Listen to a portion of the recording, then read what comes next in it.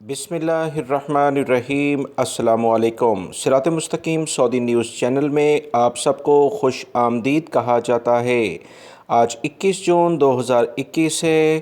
سعودی وزارت صحت نے وبائی مرض کرونا سے متعلقہ سعودی عرب کے لحاظ سے جو 24 گھنٹے کے مطابق رپورٹ جاری کی جاتی ہے اس کی تفصیلات شیئر کر دی ہیں، جس میں بتایا گیا ہے کہ پچھلے 24 گھنٹوں کے دوران سعودی عرب میں 1212 افراد وبائی مرض کرونا کا شکار ہو چکے ہیں، جبکہ 14 افراد کا پچھلے 24 گھنٹوں کے دوران انتقال بھی ہو چکا ہے۔ انا للہ و انا الیہ راجعون۔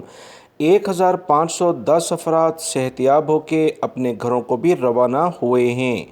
آج کی رپورٹ میں جو اچھی بات یہ ہے کہ صحت یاب ہونے والے افراد کی تعداد بیمار ہونے والے یا متاثر ہونے والے افراد سے زیادہ ہے۔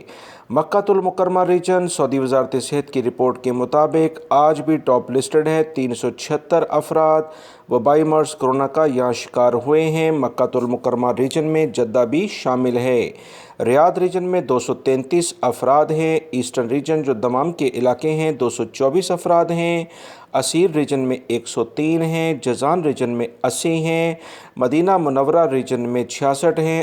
القصیم ریجن میں 44 ہیں۔ تبوک ریجن میں 23 ہیں۔ نجران ریجن میں 19 ہیں۔ حائل ریجن میں 18 ہیں۔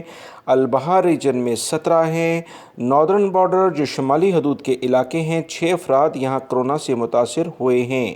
سعودی وزارت صحت کی رپورٹ کے مطابق الجوف ریجن میں 3 کیسز سامنے آئے ہیں۔ مزید تفصیلات کے مطابق سعودی عرب میں ایکٹیو کیسز اس وقت جو موجود ہیں وہ 10,584 ہیں، جبکہ 1,499 افراد تقریباً اس وقت انتہائی بری کنڈیشن میں ہیں۔ ان کے لیے خصوصی طور پر دعا کی جائے۔